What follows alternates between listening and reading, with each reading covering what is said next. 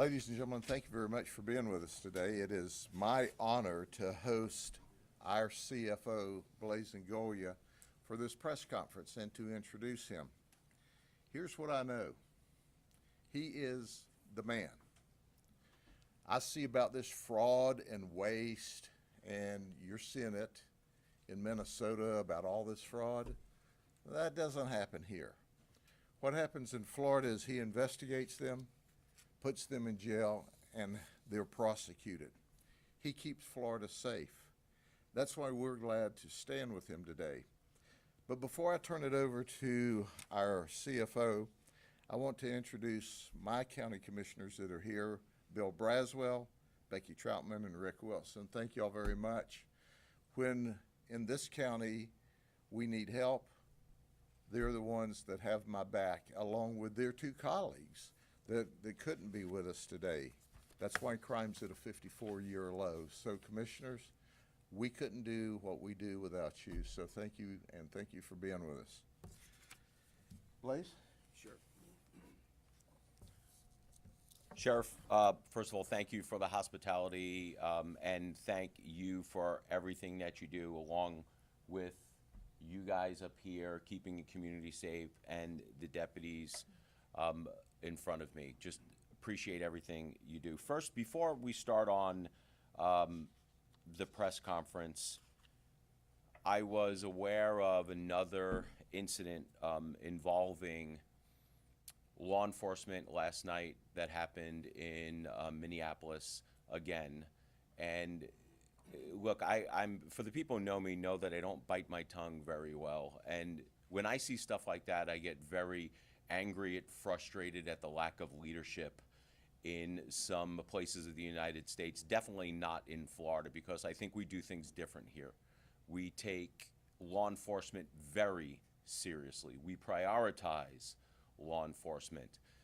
The things that are going on in Mississippi and more particularly Minneapolis, they're just an absolute travesty. In my opinion, Governor Walz should resign in absolute shame for everything that's going on with the level of fraud and corruption that we're seeing in that state. And for Mayor Fry, that guy needs to resign also. He is creating an environment where residents now think it's okay to attack law enforcement. This would not have happened if it wasn't for a woke mayor of an area getting on TV, making excuses for people to create crimes and inflict pain and harm upon law enforcement. Both of those guys need to be out of office, and out of office quickly. The people of Minnesota and the people of the city of Minneapolis deserve better than to have those two buffoons leading that state and that city. I just have to say that. I just have to get that off of my chest. We do everything that we can here in the state of Florida to protect our law enforcement. I don't think you would ever find anyone here in this state getting on TV demonizing law enforcement, especially the way Mayor Fry, whatever his name is. He needs to go, and he needs to go yesterday. So, again, thank you, Sheriff Judd, for having us here today. My name is Blaise Ingoglia. It is an honor to be the CFO of the great state of Florida. I'm also happy to be joined here today by Sheriff Naco, Pasco County Sheriff's Office. Sheriff, thank you. Sheriff Al Nihais. Sheriff, thank you, from Hernando County. Major Ryan Brown, Sarasota Sheriff's Office. Thank you for coming here. Colonel James Chip Roberts, Hardy County. And Chief Ruggiero from the Port Richey Police Department. I'm going to go over a little about the history of illegal immigration and sort of how we got here to this point. In 1986, Congress, with the backing of then-President Ronald Reagan, passed the Immigration Reform and Control Act, otherwise known as ICRA. It was supposed to be a landmark law that granted illegal immigrants amnesty, but at the same time was supposed to strengthen border security and strengthen workplace enforcement. So what happened? Almost 3 million illegal immigrants were granted amnesty, and the enhanced immigration enforcement that was intended never, ever happened. In fact, over time, we had seen that the immigration laws were weakened, creating an opportunity for more and more illegal immigration. Foreign nationals, people in other countries, saw that the United States just granted amnesty to 3 million illegal immigrants with no follow-up enforcement whatsoever, which incentivized even more illegal immigration. For decades, immigrants crossed over our borders illegally, while states in the U.S. created programs to supposedly help them. Now, eventually, so many of these states expanded these programs so generously that the programs themselves acted as magnets, attracting more and more illegal immigrants to this country. It was a recipe for disaster, and that disaster came in the form of the de facto open border policies of the Biden administration. Under Joe Biden's watch, illegals flooded the southern border. We went from a promise of illegal immigrant enforcement that never came to Border Patrol being sidelined by open border leftists and pro-amnesty policies, allowing anywhere in total about 17 to 21 million illegal immigrants eventually entering our country illegally. Why? Because they receive generous public assistance at the taxpayer expense. In fact, you guys have seen this just recently, a couple of years ago, that many illegals were being housed in New York City in hotels. Think about that. Not taking care of our veterans, demonizing law enforcement, but yet putting people come over to this country illegally in nice hotels in New York City. In many states, illegal immigrants can receive free health care, free education, free legal advice, food stamps, unemployment, reduced tuition, driver's licenses, auto insurance, law degrees. Think about that. An illegal immigrant could become a lawyer in places in the United States when they were promising and swearing to uphold the laws of the United States, when they broke the law actually getting into this country in the first place. Why, with all of this, would someone want to wait 10 years and spend $50,000 or $60,000 to come to this country legally when they can give $10,000 to the drug cartels and get humans smuggled over the border to become an illegal in this country? Why spend all that time, energy, and money coming here legally when we are incentivizing people to come over illegally? While Biden and his cronies allowed illegal immigration to wreak havoc on our country, Florida understood that any incentive for illegal immigration had to be removed, and we had to be bold in leading the nation against woke open border policies. That's why we worked hard to ban sanctuary cities, enhanced criminal penalties for human smuggling, and added human smuggling to the list of crimes allowed under prosecution under Florida's RICO's Act. We stopped the issuance of driver's license and community IDs to illegal immigrants. We implemented mandatory DNA testing for illegals who commit crimes to get them in a database. So if they committed a crime, a more heinous crime later, we would already have their DNA. We mandated that hospitals start tracking how much money was spent on delivering health care to illegal immigrants. We stopped in-state tuition for illegal immigrants. We said that everyone had to, if you're a business, we mandated use of E-Verify for everyone. We stopped the practice of any illegal immigrant getting a law license here in the state of Florida. And probably most importantly, and one of the reasons why we're here today, mandatory 287G, where we have a partnership with the federal government and our law enforcement, the guys and the gals standing behind me and in your communities, so we can rid our communities from the criminal element, those illegal immigrants who are here commit crimes. But thankfully, we are living in a new age with new leadership of accountability and law and order. The days of the open southern border are over. When President Trump took office last year and gave Florida the full support of the federal government in rectifying the illegal immigration crisis, Florida took that support, took the ball and ran with it, and continued to create the blueprint for other states to follow to ensure the safety and security of our citizens. We worked to get legislation passed so that all law enforcement agencies could be 287G certified and have the capabilities to assist federal law enforcement with removing illegal aliens from our streets.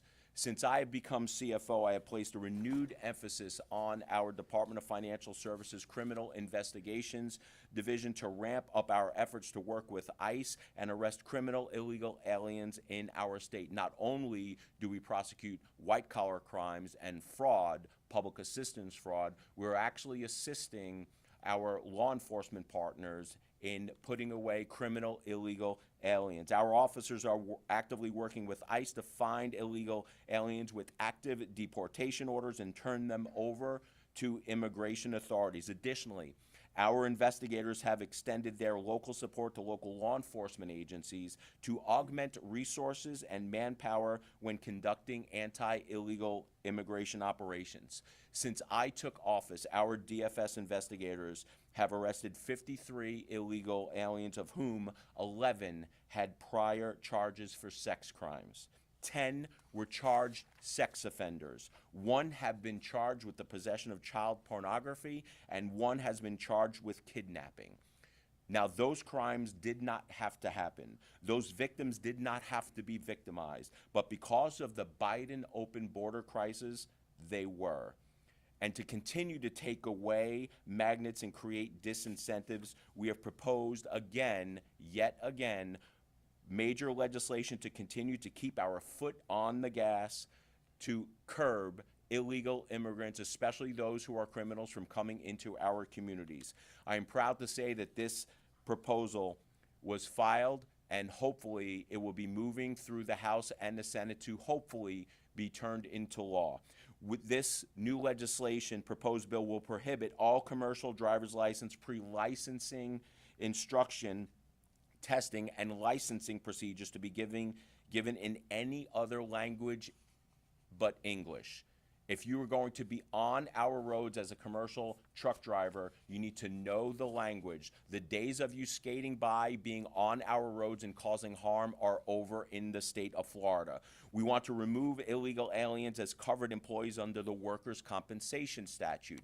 Unbelievably, when you read that statute, it says there on the plain text that illegal immigrants are eligible for workers' compensation. We think that is wrong. Why should the workers' compensation system and other businesses who are doing it legally subsidize bad behavior of other businesses? We think that's wrong. We think that needs to change. In fact, we think that if you are a business owner and you hire an illegal immigrant and that person, if she or he gets hurt on your watch, it should come directly out of your pocket. You should pay for all of it. The system should not.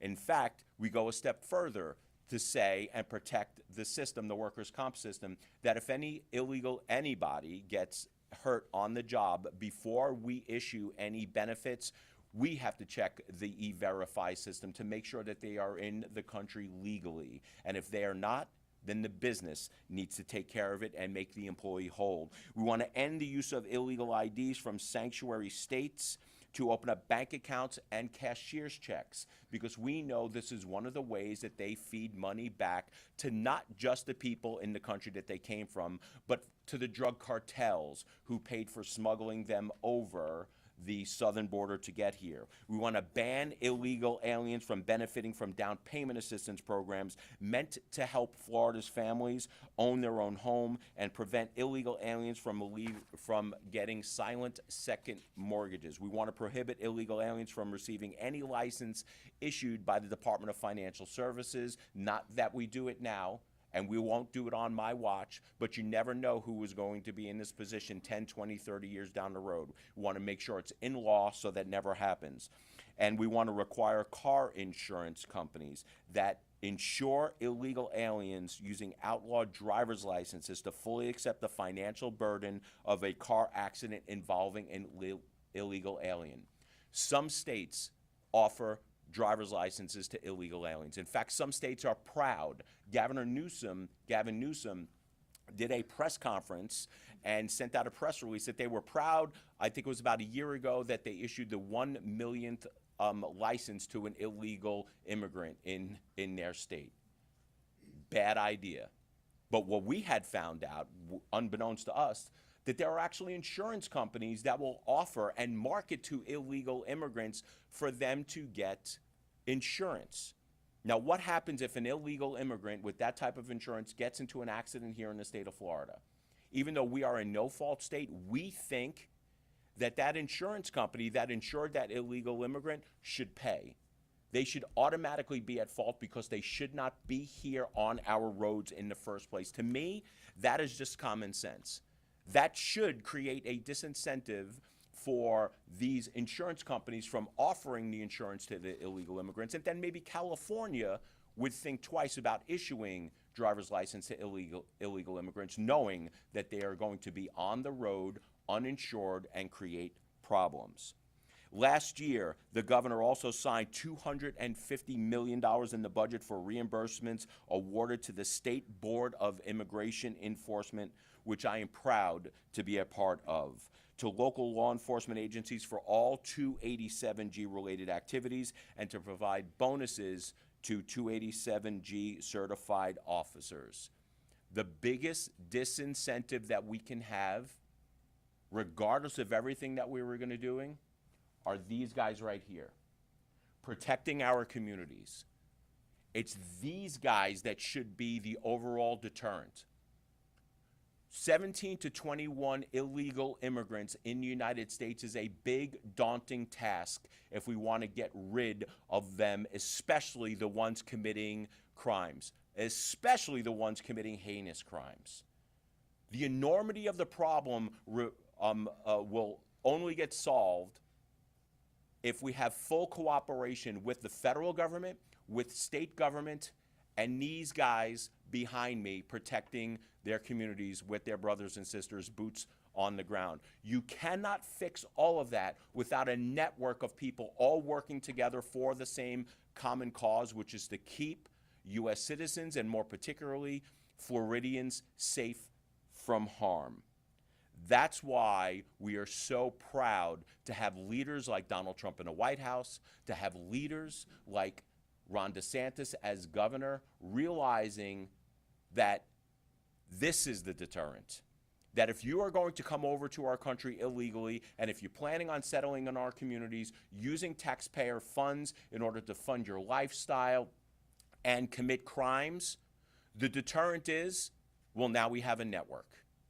We have a network that flows through local governments, through the state government, in partnership with the federal government, that we will arrest you and we will deport you, because the first rule of government is to keep the people safe. And if you are not doing that, then you're not doing your job. That's why Governor Fry, whatever he is should resign in shame, because he's not keeping his people safe. He is 180 degrees different from what these guys do in their communities day after day. And that's why we go out and we work in partnership and we get these guys the funding that they need in order to facilitate this 287G program. Through these reimbursements, the state of Florida is ensuring that every law enforcement agency has the resources they need to enforce our laws and protect its citizens.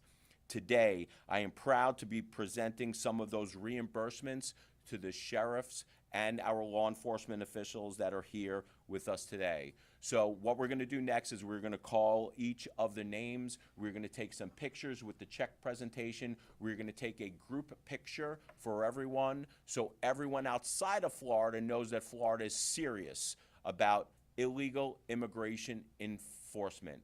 Florida is leading this nation with arrests and deportations, almost 20,000 so far since we started this, and it's going to continue. So if you're an illegal immigrant, self-deport. because you don't want these guys catching you. Because I'm going to tell you right now, they will. And I'm so proud to stand here with them today as we announce these awards. The first award, Sheriff Grady Jug. I think you guys know that guy.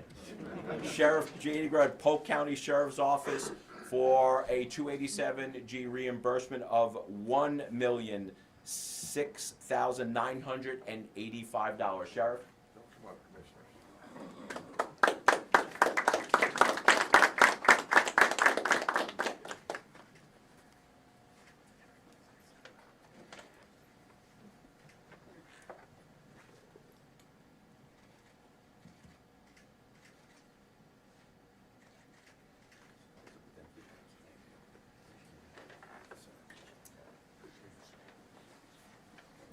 Next up, I just want to see Grady try to put that in a drive-through window. Ride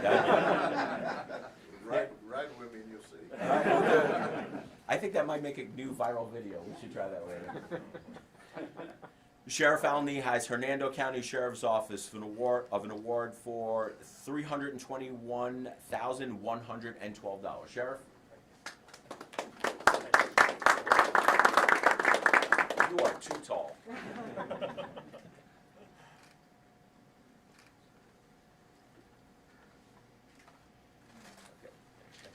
Thank you, Sheriff. Major Ryan Brown, Sarasota Sheriff's Office, for an award of $283,389.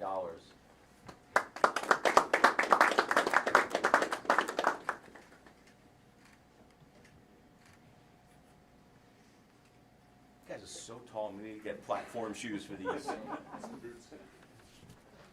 Colonel Roberts, Hardy County Sheriff's Office, $135,560. Thank God somebody's as tall as me. With the same barber.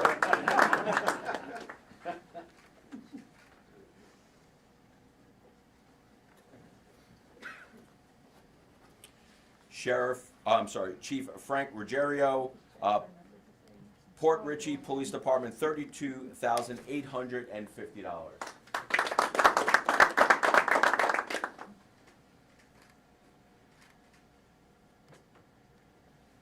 All right, let's grab everyone up here for our big group photo.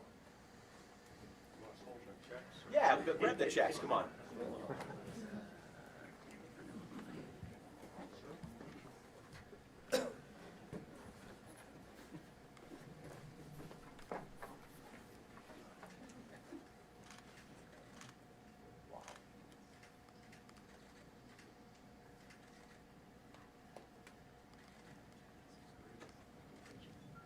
Awesome, thank you guys.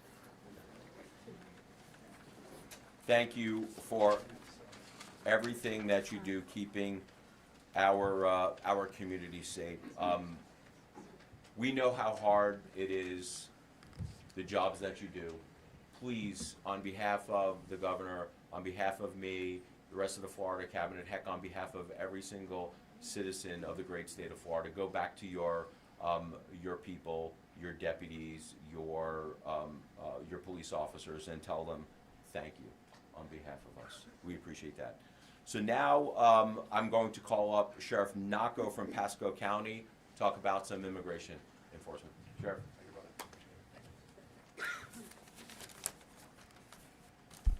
Morning, everybody.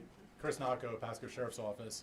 So just a couple of things that was touched upon before, but I want to make sure everybody's aware. They don't usually, hear it, but the more you hear it, the more you understand what we do as law enforcement. In the past 90 days in Pasco County, we arrested 10 individuals. They had state charges, but then also were here illegally. So we're going after people that have state charges already. These are criminals in this country, but they're already committing crimes in our community, like you've heard our CFO talk about. The other one, too, is we had two heinous cases. One was last February, where an individual was in this country illegally, raped an underage girl, and we also had a 12-hour manhunt trying to find this individual. The other one was this past September, where there was an individual in this country here illegally who was, committing crimes that included human trafficking and also raping a juvenile. So we're going after the worst of the worst in every community. We're going after people that are committing crimes, but then these people are here illegally, and they shouldn't have been here. And like CFO Blaise Ingoglia said, These are crimes that should have never have occurred. These are victims that should have never have been victimized. And these are the people that should have never been in this country. So I want to thank, CFO Blaise Ingoglia. I was about to say senator. But he keeps getting promoted, and that's a good thing. Because I can tell you, Blaise Ingoglia is somebody, when he was in the legislature and now as our CFO, is somebody who stands with law enforcement. He's somebody who's protecting law enforcement, make sure we can go do our jobs. Because unfortunately, as you see across the country, there are elected officials that don't protect law enforcement. And yes, we do need protection, because there's people that can create bad laws, that can do things to harm law enforcement from helping our community. The other one is, I'm going to go back to, I want to thank President Trump, the leadership we have in the state of Florida with Governor DeSantis. I go back to Blaise Ingoglia. He's part of the cabinet. And so everybody recognizes that being part of that cabinet is critical to decisions that are made in the state of Florida. That's why we need leadership like Blaise Ingoglia to be in there to keep us safe, to protect the citizens for years to come. The other one is our legislature. We're blessed in the state of Florida to have an unbelievable legislature that create the laws that are protecting the citizens. But where does it ultimately come back to? It comes back to our citizens. In the state of Florida, we are absolutely blessed by God to have great citizens and great voters, because they're the ones who are making the decisions to make our community safe. They are the ones that are making decisions to make Florida safe and a place where people want to come. There is a line out there of lawlessness that everybody sees. There's chaos that's going on, but you do not see in the state of Florida, because our voters do not want that. Our citizens who we report to do not want that.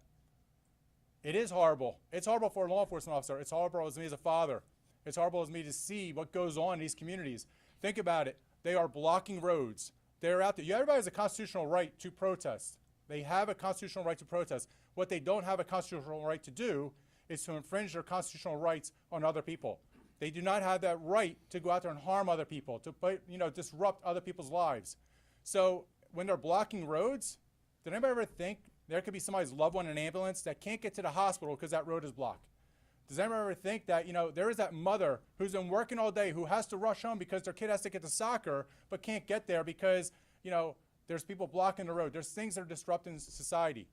It's not going to happen in our state. I'm super proud to be a sheriff. I'm super proud to stand here with our law enforcement officers, because I will tell you, that's not going to happen here. You sit in a highway, you sit in a road, your ass is going to get pulled up quicker than you can think about it. Because that's the way our citizens want in the state of Florida.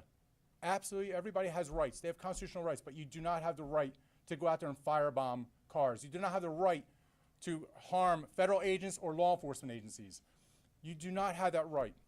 So I want to thank CFO Blaise Ingoglia. He's a leader that is absolutely making positive changes in our state. And I support him because I know in the future he's going to be up there fighting for us. I also thank our God Almighty. I ask him to bless and protect all of us. And there's so many law enforcement officers here. There's so many that are working the roads right now. And I ask everybody at home, please pray for them. Please pray for their families. But also, when you vote, when you go out there and you say, this is what I want in our community, please think of them. Think about making Florida continue to be safe and a place where people want to come, because we want people to flourish here. Thank you very much. Appreciate you, sir. Thank you. Next up, Sheriff Al Nihais, Hernando County Sheriff's Office. Sheriff. Good afternoon. Hernando County Sheriff Al Nihais, and I've had the pleasure of knowing now our Chief Financial Officer, and as Sheriff Naco said, Senator, and sometimes it's hard not to call him Senator, but I even knew him pretty well and considered him a friend before he actually took elected office. And I will tell you that one thing about Blaise Ingoglia is you never have to wonder what he's thinking.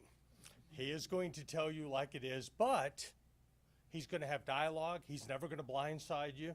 He's never going to say one thing publicly and another thing privately, or do something privately. And he and I have had a lot of private conversations, and what you see publicly is what you get privately. And in law enforcement, that sometimes can be a rare commodity in general, and certainly when it comes to those people in positions of authority and in governance. So I want to say I appreciate our friendship, Blaise, and I appreciate his support of law enforcement. He knows a lot of people. He's from my area. He knows a lot of people in my sheriff's office and interacts with them on a regular basis. And to say he is supportive is a huge understatement. but he's also very pragmatic businessman, and I appreciate that about him as well.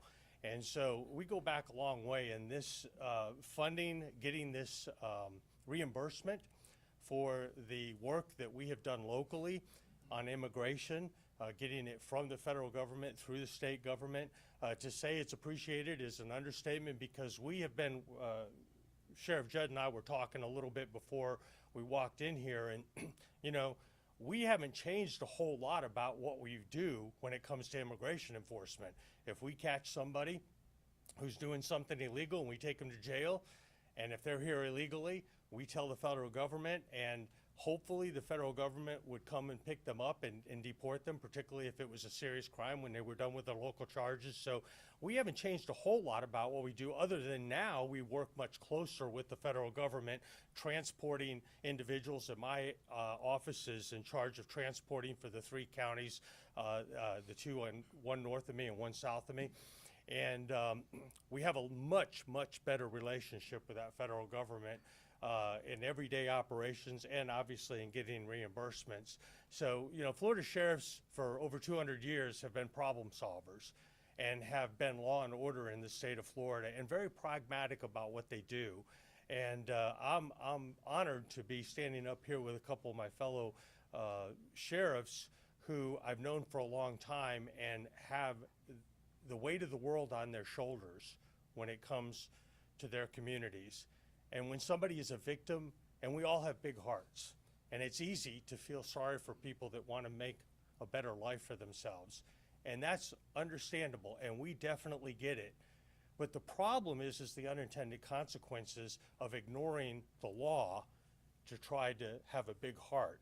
And then you have victims that are created who otherwise would not be created, because there are people who don't want to follow the law. And that is much harder to deal with when you're talking to a victim and you know that that person did not have to be a victim had the law just been followed. And so it is nice, and I'll repeat what my colleagues have said, it is so nice to have the cooperation, not just from the state of Florida, and we've had that for a long time. We've had very conservative leadership, and it is much appreciated by the Florida sheriffs in the state of Florida. It is nice to have similar cooperation now at the federal level, and it is amazing what can get done if we all just work together. So again, Blaise, we appreciate your support of law enforcement. You're a true leader, and we appreciate it. Thank you for that. Thank you, sir. Yep. Thank you, sir.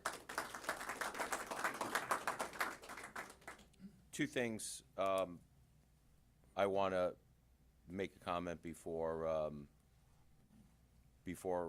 I go on. The first is, well, maybe just one salient point, is that these guys in years past, under administrations that didn't do what they needed to do, quite frankly, the Obama administration and then the Biden administration, these guys were always arresting and detaining illegal immigrants.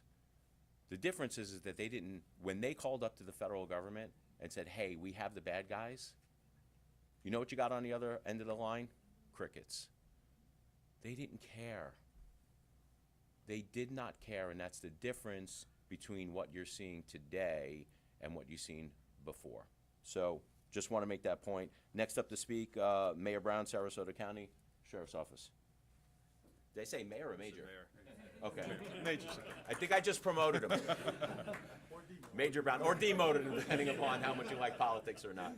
First of all, I want to thank you, sir. Thank you, sir. And thank you, Sheriff Judd, for having us. Appreciate it. So my name is Ryan Brown, and I'm the law enforcement major of the Sarasota County Sheriff's Office. I'm here on behalf of Sheriff Kurt A. Hoffman, who could not be here today. He's holding a promotion ceremony for some of our folks at the agency. It's a great day back at Sarasota. So what I like to say is, as an American, you should be proud of what we're doing here. As a Floridian, you should be proud of what we're doing here. What we have is we have a president of the United States who has a goal, who has a vision. We have a governor who has a goal and a vision, and we're putting it into action. And you have 67 sheriffs, 67 counties coming together in a collective effort to make Florida the best place to live, work, and visit.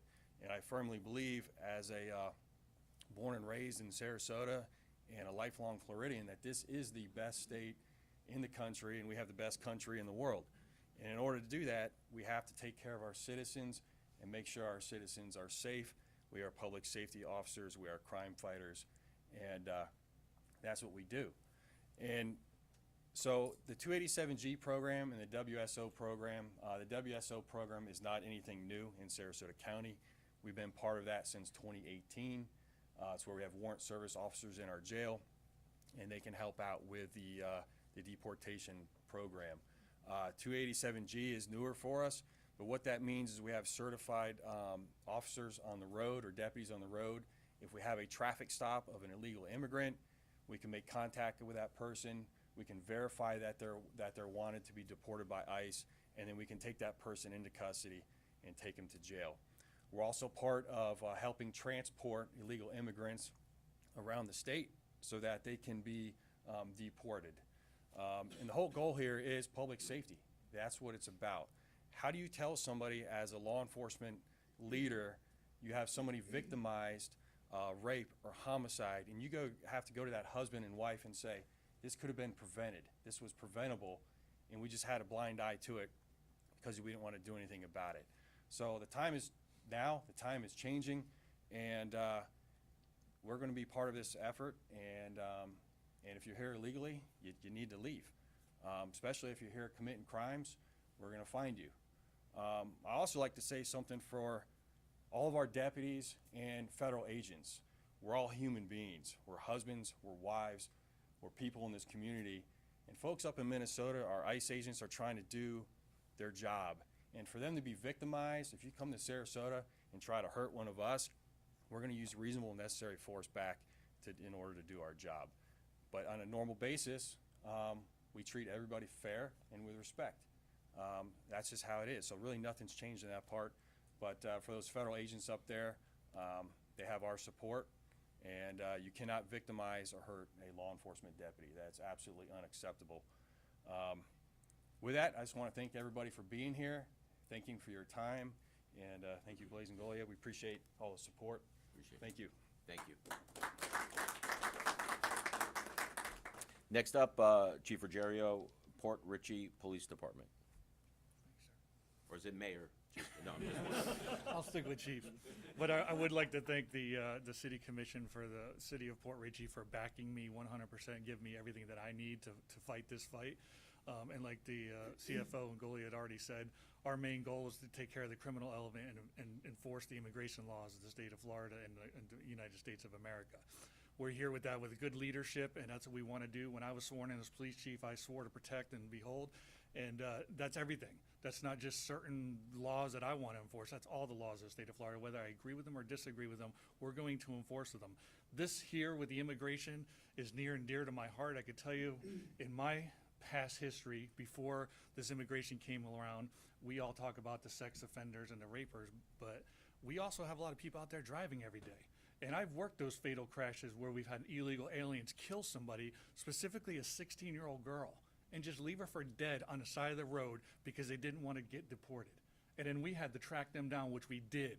And we'll take the enforcement action that's necessary because we're not going to put up with it anymore. You know, the accident that everybody knows about on I-95 with the truck driver, those are the things that our state enforcement efforts go to make sure we keep everybody safe, because everybody's like, oh, I live in a safe community, but you drive the roads every single day, and that's probably the most dangerous community you could possibly be on, are those roads out there.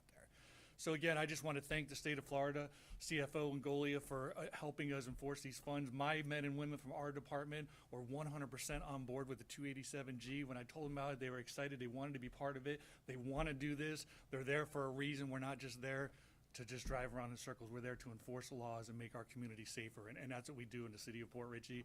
And I'd like to thank Sheriff Naco also, because we're in his county, and anything we ever need from him, he's always 100% there to give it to us, so I really appreciate that. And thank you, everybody, for coming. Thank you, Sheriff. Thank you. Sheriff Judd, any last comments? Well, I'm glad y'all joined us today. You know, the message is clear. As you see law enforcement officers abused and neglected across this nation, that doesn't happen in the state of Florida. When one of our colleagues calls for help, we're there to support them. federal, state, local, will always be there. And the people of the state of Florida know that. And when you see all that mess going on in Portland, Los Angeles, Minneapolis, there's a reason it doesn't happen here. It's who you elect to public office. Those are the leaders that set the rules or the laws. They're the ones that support and protect law enforcement officers with their rules and the laws that they create. Blaise did a wonderful job when he's in the Senate. He's doing a tremendous job as our CFO. At the local level, it's our county commissioners. If they don't give me the money, I can't hire the people. I don't have the tools to do the job. Our crime's at a 54-year low. That doesn't just happen. Good people make good things happen, and our Board of County Commissioners are good people. Your Board of County Commissioners can also be a problem. If they want to pass rules that think more of the criminals than they do the law-abiding citizens, then crime goes up. I'm blessed, and I thank the good Lord every day for our commission and our commissioners who support us and who support the people of Polk County and who make public safety their top priority. But as I close today, you watch the evening news, the national news, and you see all this scrum and all this. But nothing's changed now at the local level. The Trump administration, the Biden administration, the Trump administration, the Obama administration. We're doing the same job today that we did all along. Do you know what the difference is?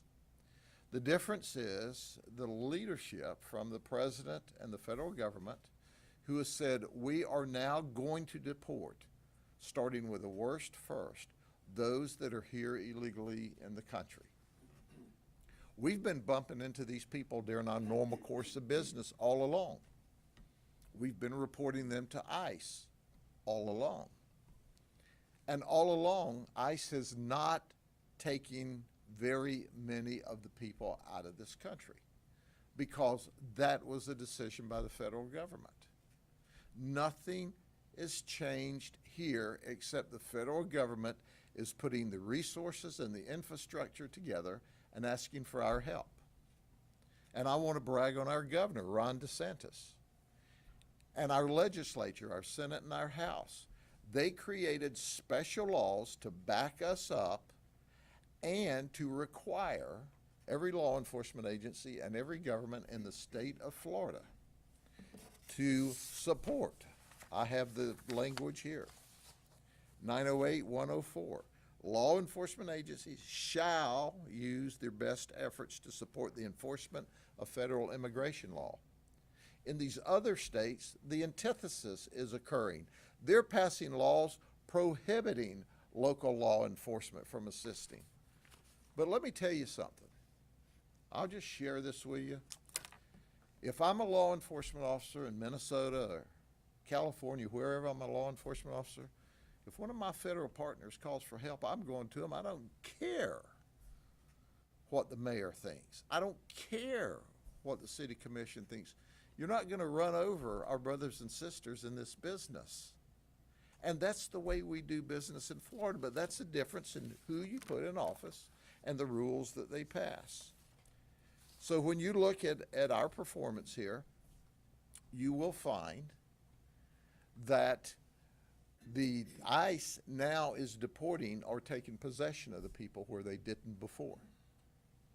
The people we are taking to the jail and reporting to ICE are the people we interact with during our normal course of business. And ICE has put 1.5 million warrants out of their confidential ICE computer into the National Crime Information Center. So we're seeing people when we run warrants checks today that during the Biden administration back, and when I say the Biden administration back, it was the Biden administration, the Trump administration, the Obama administration, those warrants weren't in our toolbox, and they are today. So when the numbers go up, it's because we know who they are. When we tell ICE, hey, we had a hit, they go, hey, no problem, we want them, and they're taking them. So you can watch all this, and this gnashing of teeth, and you can tell when those politicians from those states are lying. Their bottom jaw's moving. We speak the truth in Florida, the free state of Florida. Thank you, Blaise, for everything you do. All right? Appreciate you. God bless y'all. Y'all have any questions for the CFO? Yep. Can you just quickly summarize like what the agencies are being reimbursed for? That might be a process question, and Mike, you want to answer the question on process? Go ahead. We're reimbursed for our resources, whether it be our book-in cost, our initial housing cost, whether it's transportation, fuel, gas, equipment, law enforcement officers' cost. That's what the reimbursement is for. $1 million is a lot of money. So is that like the largest or one of the largest amounts that you? I have no idea what has been paid out through the rest of the state, but I'm appreciative of it because it's taxpayers' money, and that it will. Here's the bottom line: either the local taxpayer has to pay for it, or the state, who is saying, "Hey guys, we need you to ramp it up and help," pays for it. And so what the state's done is they've given us money to allow us to buy the tools, the infrastructure, the fuel, so it comes into our budget and we offset cost, and or we buy tools or infrastructure that we need to support that. Just want to, hold on, I just want to piggyback off of that.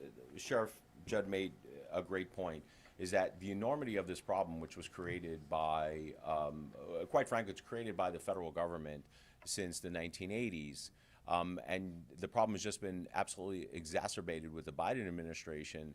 The enormity of the problem has become where the taxpayers are going to bear a big portion of the responsibility in extracting these criminal aliens. This does not happen free. These guys have salaries.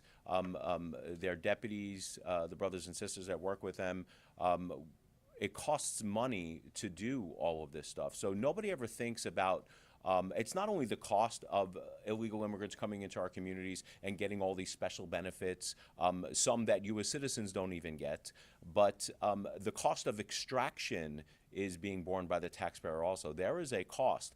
But what I want to remind everyone is that while the taxpayers are bearing a large portion of the cost on an extraction, the people who make most of the money on the infill, bringing the immigrants illegally here to the United States of America, are the drug cartels.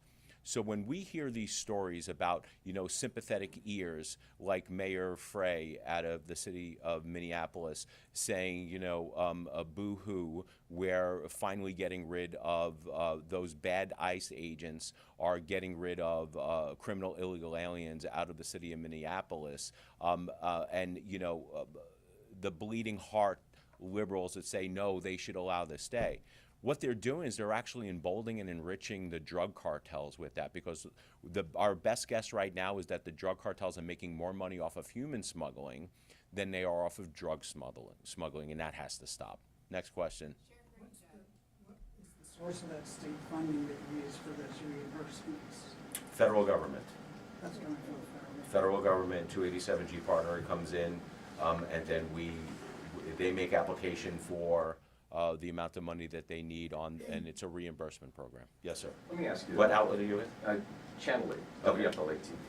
So let me ask you a question about a specific situation you may or may not be aware of, but I want to kind of ask a bigger picture question here, in that there was Pinellas County Sheriff's Deputy Michael Harper, who was tragically killed when he was run over by a piece of heavy equipment when he was doing traffic enforcement. He was run over by a man that was later arrested. He was working on a DOT contract. That individual was later discovered to have used false identification. He was a Honduran national. Everybody on the crew, it turns out, who was here illegally. This individual is still going through the court process, but my question is, how do you ensure that companies, especially those who are using state of Florida tax dollars, are hiring people who are here legally And do you now go after that company to ensure that they don't do this again? So the way you do that is full compliance with E-Verify, where we don't have just 25 and over, which is the current law. I tried to get full E-Verify done where every single employee employed in the state of Florida has to go through the E-Verify process, but you also create huge disincentives. It was a substance of another bill that I filed when I was in the Senate that said if anything happens to an illegal immigrant or somebody that they kill, the company should be on the hook for it.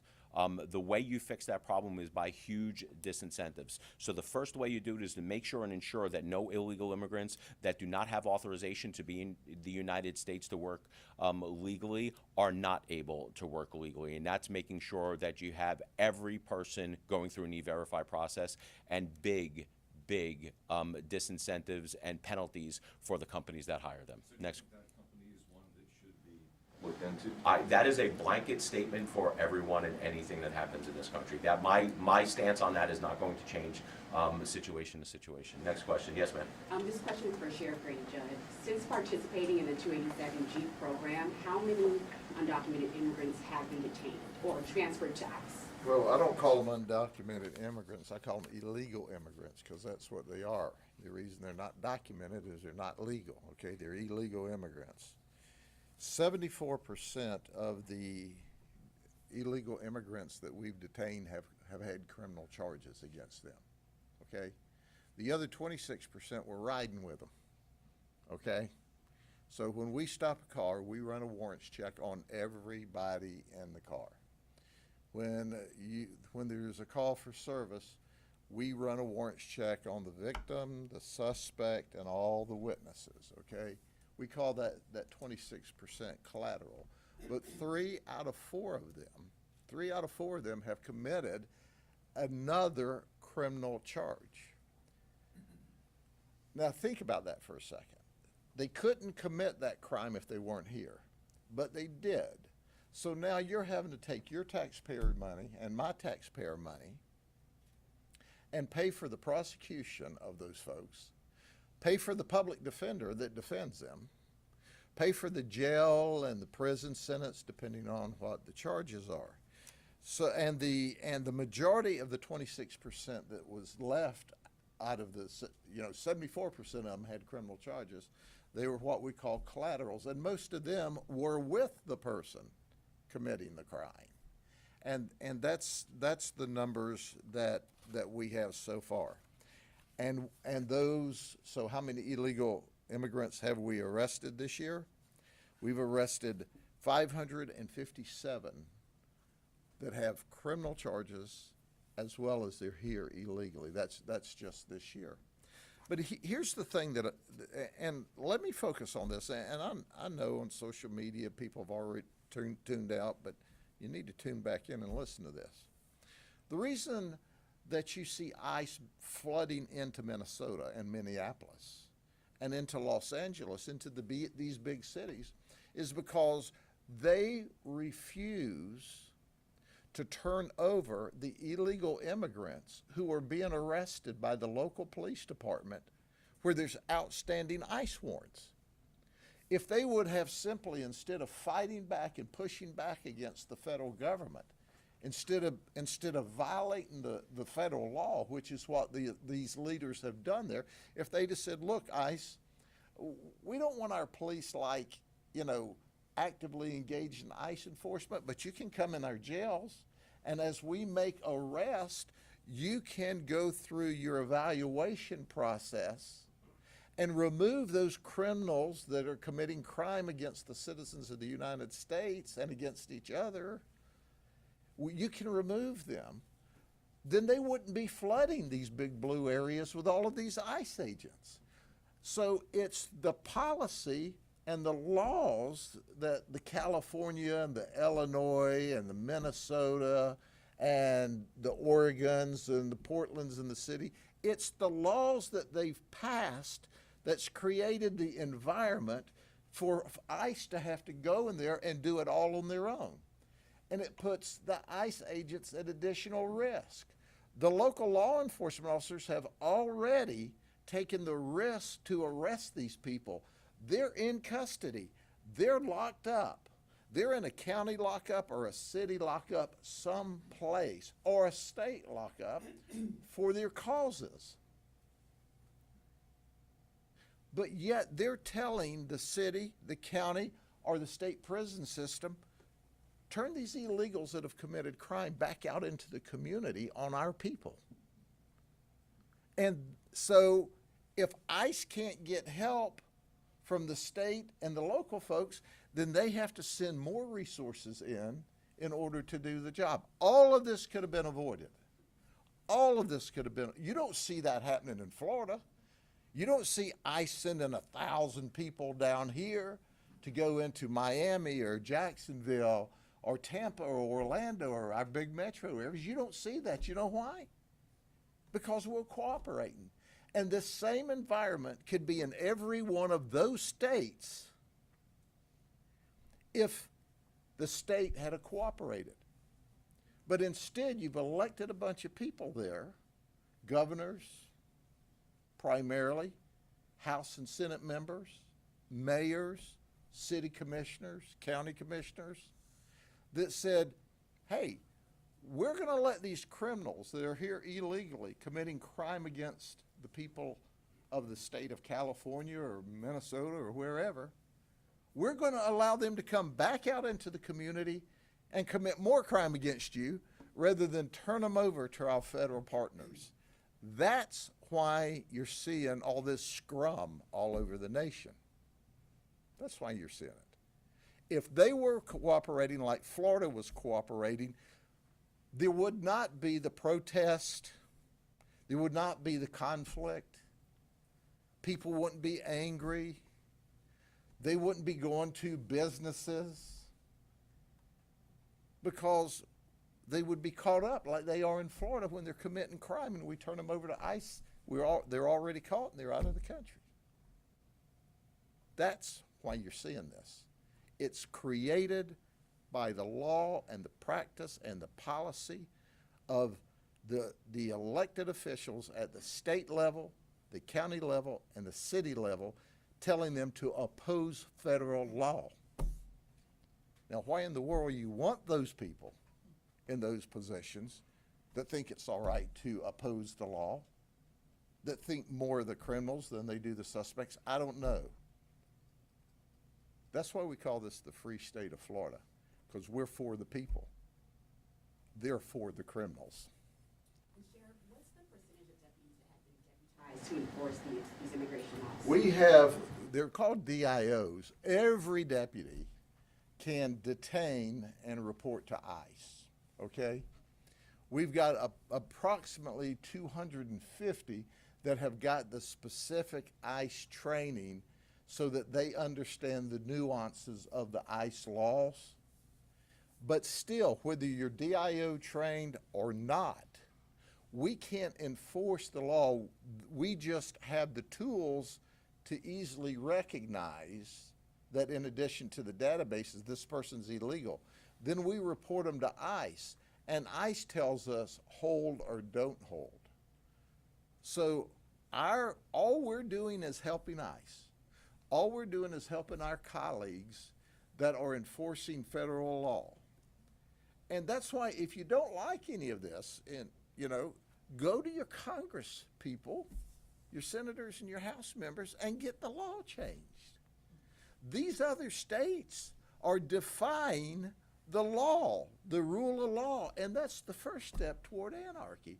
I mean, we all study that in civics. Oh, wait a minute, they don't do civics classes anymore. Anyway, in a minute I could get to preaching.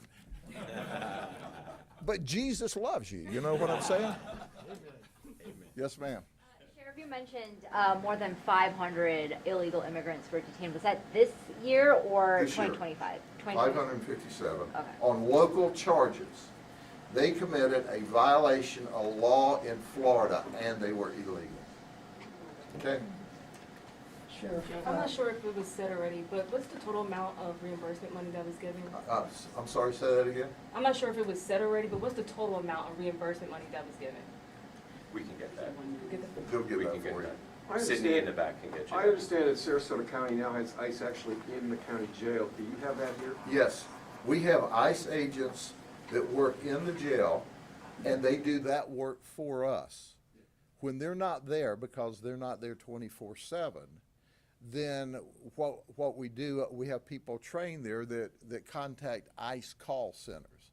I'm telling you, folks, they're trying to demonize ICE. We work with them hand in glove every day. They are wonderful, dedicated, hardworking law enforcement officers, and they're not getting crap thrown at them in the state of Florida. They're not ginning up people that are not happy in the state of Florida because we're not putting them in that position in the state of Florida. Pick your state where they don't cooperate with ICE. The state governors and mayors and legislators are creating this conflict and this assault on our ICE agents because they won't support the federal law. Reports and videos circulating showing ICE officers in Minnesota and other places going after people who are just shooting video of them or protesting and using tear gas on protesters and journalists. Do you have concerns about any tactics that any ICE officers are using? I'm not sure if there's anything wrong with spraying journalists with tear gas. You can't tell from an individual video clip of what's happening. And because, for example, the shooting last week, right? If you notice, that lady's car was sideways in the road. Well, why was her car parked sideways in the road? Well, she was obstructing them during the performance of their job. So when you see a video clip here or a cell phone clip there, that doesn't tell the story at all. But I can assure you of this, that the protocols and what law enforcement officers are taught, hey, if you're standing on the sidewalks protesting, taking videos, that's cool, that's good. But if we're in an enforcement action and you're down in our face obstructing us from doing our job, that's a violation of law. But you can't look at individual clips and discern exactly what's happening because you have to do the before and after. I've got to tell you, when you get that many people in a scrum at one time, mistakes can happen. Mistakes can happen. But you had a good question there to it. You said, well, they're spraying chemical agent on the report. We don't do that here. We love our reporters. CFO, Yes. so the proposed legislation that's been filed, what's the next step? So the legislation has been filed. Legislative session started on Tuesday. So the next step is meeting with the Senate President, meeting with the Speaker of the House, meeting with the chairs, and make sure that it moves through the committee process. What we have filed may not necessarily be the end that gets signed into law, but we're going to make sure, no matter what, that what we do is going to be the toughest that it possibly can on cracking down on illegal immigration. I think that we, in the state of Florida, need to view illegal immigration reform as something that we do on a yearly basis. The same way, after every election cycle, we normally offer an election security bill to find out what the bad actors did in the last election, and we make sure that it doesn't happen in the next election. I think that an immigration enforcement bill should be standard fare every year in the legislature, because no matter what law we put on the books, you are going to have the nefarious actors try to work against those laws to circumvent the laws to effectuate more illegal immigration. I do want to piggyback off of one of the comments that the sheriff that made in talking about sanctuary policies. Sanctuary policies need to go in the United States, and he's not wrong. Sheriff Judd is 1,000% right. You will have an illegal immigrant commit a crime, let's say in Oregon, and they're an illegal immigrant, and sometimes these crimes are heinous. And in years past, under previous administrations, they would call ICE and ask them to deport, and they wouldn't, and they would eventually wind up and say, like, Washington State, Seattle, another sanctuary jurisdiction, only to find out that that same criminal illegal alien committed another crime there, and it was the sanctuary policy that attracted them there. The easiest way to get rid of sanctuary policies is maybe we should start charging the politicians with crimes that vote for the sanctuary policies and make them accessories to whatever crimes are committed by illegal immigrants in those jurisdictions, because to me they're absolutely complicit in the crime, because it never should have happened in the first place, but for those sanctuary policies, but for some politician voting, thinking that that's okay. The legislation you mentioned, is that one particular bill or multiple bills, and do you have the number? So there are a couple of different bills moving through the legislature. Senator Martin and Representative Bernie Jacques, I believe, are carrying the large immigration proposals. There's one proposal that is going to set the E-Verify threshold at 0, which I wholeheartedly agree with. And then they are both carrying the large piece of immigration enforcement proposal that we have drafted out of our office. Any other questions? Guys, thank you for coming. God bless you guys. God bless the great state of Florida. Thank you, guys.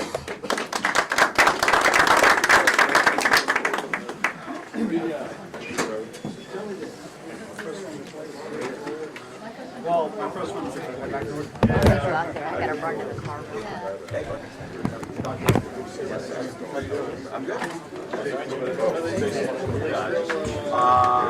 We might be running some into it.